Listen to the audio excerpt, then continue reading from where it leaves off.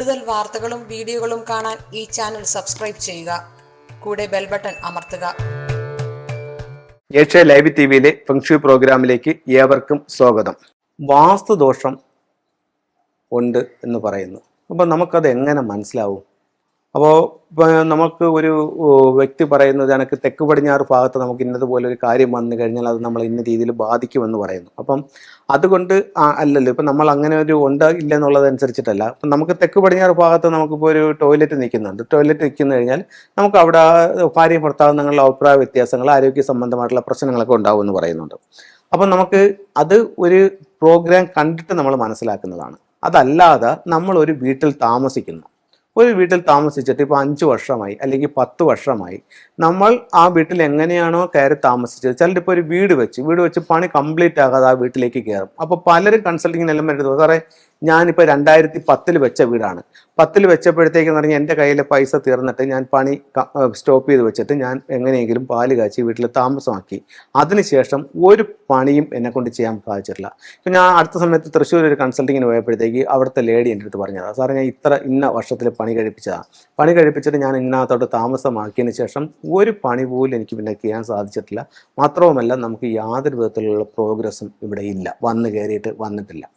അപ്പോൾ അങ്ങനെ പറയുന്നവരുണ്ട്. അപ്പം അതെന്ന് പറയുന്നത് വീടിൻ്റെ വാസ്തുദോഷം കൊണ്ടാണ് അങ്ങനെ സംഭവിക്കാവുന്നത്. പിന്നെ നമുക്ക് എങ്ങനെ ഫീൽ ചെയ്യാന്ന് വെച്ചാൽ മറ്റൊരു കാര്യം എന്ന് പറഞ്ഞു കഴിഞ്ഞാൽ ചിലർ പറയും, സാറേ ഈ വീട്ടിൽ വന്ന് കയറിയാൽ ഒരു മനസ്സമാധാനം എന്ന് പറയുന്നതില്ല.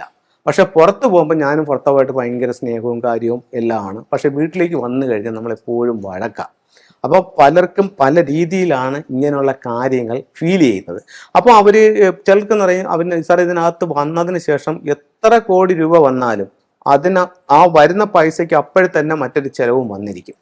ഒരു പൈസ പോലും എത്ര രൂപ എത്ര ലക്ഷം ഇതിനകത്ത് കൊണ്ട് കയറിയാലും അത് നാളെ രാവിലെ ആകുമ്പോഴത്തേക്ക് കയ്യിൽ 5 പൈസ കാണത്തലുമല്ല, അതിനകത്ത് ചെലവും വന്നിരിക്കും.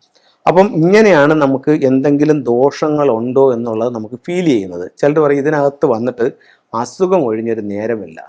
എനിക്ക് ഒരു അസുഖവും ഇല്ലാത്ത ഒരാളാണ്. ഞാൻ 2015 ഇതിനകത്ത് താമസമാക്കി അന്ന് മുതൽ എനിക്ക് ഓരോരോ അസുഖങ്ങൾ വരാൻ തുടങ്ങി. ഞാൻ ഇപ്പോൾ ഒരു രോഗിയാണ്. അപ്പം ഇങ്ങനെയുള്ള ഓരോ കാര്യങ്ങളും വീടിൻ്റെ വാസ്തുപ്രകാരം മൂലവും സംഭവിക്കാം. അപ്പം എന്തിനിറങ്ങിയാലും തടസ്സങ്ങൾ, നമുക്ക് ജീവിതത്തിൽ ഒരു അഭിവൃദ്ധിയില്ല. ഒരു തൊഴിൽ അന്വേഷിച്ച് പോയാൽ തൊഴിൽ കിട്ടുന്നില്ല. ഭാര്യയും ഭർത്താവും തമ്മിലുള്ള അഭിപ്രായ വ്യത്യാസങ്ങൾ, അത് കഴിഞ്ഞിട്ട് മക്കളുടെ വിവാഹാലോചനയായിട്ട് മുന്നോട്ട് പോകുമ്പോഴത്തേക്ക് ഇഷ്ടംപോലെ ആലോചന വരുന്നുണ്ട്, വിവാഹം നടക്കുന്നില്ല. കുട്ടികളെന്ന് പറഞ്ഞു കഴിഞ്ഞാൽ നല്ലതുപോലെ പഠിക്കുന്നുണ്ട്, പക്ഷേ റിസൾട്ട് വരുമ്പോഴത്തേക്ക് അതിൻ്റേതായിട്ടൊന്നും കാണാനില്ല. ഇത്തരത്തിലുള്ള പല കാര്യങ്ങളും വാസ്തുദോഷങ്ങൾ മൂലം ഉണ്ടാകാം. അപ്പോൾ നമുക്ക് ഒരു വാസ്തുദോഷം മൂലം നമുക്ക് എങ്ങനെയാണ് ഇത്തരം കാര്യങ്ങളാണ് ഫീൽ ചെയ്യുന്നത്. അപ്പോഴാണ് നമ്മൾ യൂട്യൂബിലൊക്കെ നോക്കുമ്പോഴത്തേക്ക് ചിലപ്പോൾ തെക്ക് പടിഞ്ഞാറില്ലെങ്കിൽ ഇന്ന പ്രശ്നം വരാം, വടക്ക് കിഴക്കില്ലെങ്കിൽ ഇന്ന പ്രശ്നം വരാം എന്ന് കാണുന്നത്. അപ്പോഴായിരിക്കും നമ്മൾ ഒരുപക്ഷെ ചിന്തിക്കുന്നത് ഈ കാരണം കൊണ്ടായിരിക്കും ഒരുപക്ഷെ നമുക്കിത് വന്നിട്ടുള്ളതെന്ന്. അപ്പം നിങ്ങളുടെ പ്രശ്നങ്ങൾ എന്തുമാകട്ടെ, അത് നല്ലൊരു ഫെങ്ഷി, വാസ്തുവും ഫെങ്ഷിയും കൂടെ കൺസൾട്ട് ചെയ്യുന്ന ഒരു വ്യക്തിയെ നിങ്ങളത് കാണിക്കുമ്പോൾ അവർ വന്ന് വീടിൻ്റെ 4 വീടിൻ്റെ വെളിയിലുള്ള നല്ല ഭാഗങ്ങളും അവർ നോക്കി, വീടിൻ്റെ പ്ലാനും എടുത്ത്, വീടിൻ്റെ ഫേസിങ് ഡിഗ്രിയും എടുത്ത്, വീടിൻ്റെ ചുറ്റുപാടുകളും വീക്ഷിച്ച് വീട്ടിലേക്ക് എന്തെങ്കിലും തരത്തിലുള്ള നെഗറ്റീവായിട്ടുള്ള ഊർജ്ജങ്ങൾ കടന്നു വരുന്നുണ്ടോ, മറ്റെന്തെങ്കിലും ദോഷങ്ങൾ വരുന്നുണ്ടോ, മറ്റേതെങ്കിലും വീടിൻ്റെ കോടി നമ്മളുടെ വീട്ടിലേക്ക് വന്ന് കുത്തുന്നുണ്ടോ, തെരുക്കുത്തുണ്ടോ, അങ്ങനെ ഓരോ കാര്യങ്ങളും അവർ നോക്കി ഉണ്ടെങ്കിൽ അതിനൊക്കെ നമുക്ക് എന്തൊക്കെ റെമഡികൾ ചെയ്യാം, എങ്ങനെ കറക്റ്റ് ചെയ്യാം, വീടിൻ്റെ ഷേപ്പ് ഏത് രീതിയിലാണ്, അത് സ്ക്വയറോ റെക്റ്റാങ്കിൾ ഷേപ്പിലോ ആണോ, വാസ്തുപ്രകാരം പറഞ്ഞിട്ടുള്ള സ്ഥലങ്ങളിൽ തന്നെയാണോ ഇവരുടെ വീട്ടിലെ റൂമുകൾ വന്നിരിക്കുന്നത്, അതിൻ്റെ വാതിലുകൾ വന്നിരിക്കുന്നത്, അതിൻ്റെ സെപ്റ്റിക് ടാങ്ക് വന്നിരിക്കുന്നത്, അതിൻ്റെ കിണർ വന്നിരിക്കുന്നത്, ഗേറ്റ് വന്നിരിക്കുന്നത്, ഓരോ കാര്യങ്ങളും ശ്രദ്ധിച്ച് അതിൻ്റെ ഫ്ലൈയിങ് സ്റ്റാർ എടുത്ത് ഓരോ ദിക്കിലും വന്നിരിക്കുന്ന നക്ഷത്രങ്ങളും നോക്കി അതിനെ കറക്റ്റ് ചെയ്താൽ ഉറപ്പായിട്ടും നിങ്ങളുടെ ജീവിതത്തിൽ അതിൻ്റേതായിട്ടുള്ള മാറ്റങ്ങളുണ്ടാവും. ആരോഗ്യം, സാമ്പത്തികം, തൊഴിൽ, വിദ്യാഭ്യാസം, കുടുംബജീവിതം എന്നീ കാര്യങ്ങൾക്ക് മാറ്റം ഉണ്ടാവും. ഇപ്പോൾ ഒരു ഫെങ്ഷി കൺസൾട്ടൻ്റ് വന്നു, അത് കറക്റ്റ് ചെയ്തു, പിറ്റേന്ന് നേരം വിളക്കുമ്പോഴത്തേക്ക് നിങ്ങളുടെ ലൈഫ് മൊത്തത്തിൽ മാറുമെന്നല്ല പറയുന്നത്. അങ്ങനെ മാറിയ വീടുകളുമുണ്ട്.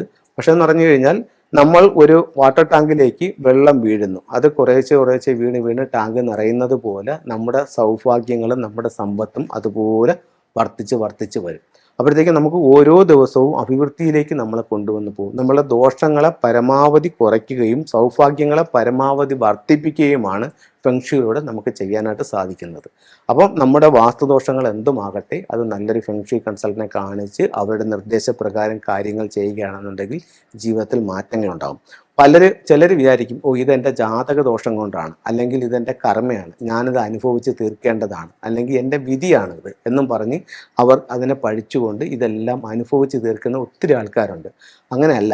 ജീവിതത്തിൽ നിങ്ങൾ ഉയരത്തിലേക്ക് വരുന്ന പലരെയും നിങ്ങൾ ശ്രദ്ധിച്ചു നോക്കൂ. അവർ ഇത്തരത്തിലുള്ള എന്തെങ്കിലും ഒരു നിഗൂഢ ശാസ്ത്രം, അപ്പോൾ ഇതെല്ലാം ഒരു നിഗൂഢ ശാസ്ത്രവുമായി ബന്ധപ്പെട്ടുള്ള കാര്യങ്ങളാണ്.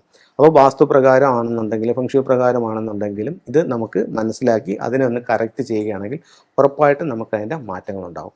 അപ്പോൾ എല്ലാവർക്കും എല്ലാ ഐശ്വര്യങ്ങളും ഉണ്ടാവട്ടെ എന്ന് പ്രാർത്ഥിച്ചുകൊണ്ട് നിർത്തുന്നു. നന്ദി, നമസ്കാരം.